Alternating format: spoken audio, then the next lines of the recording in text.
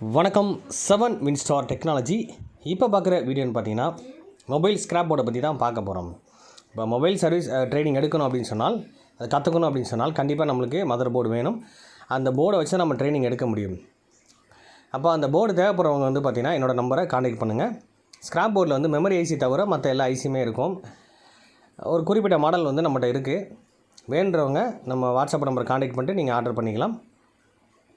இதில் memory IC தவிர மற்ற ஐசி எல்லாமே இருக்கும்.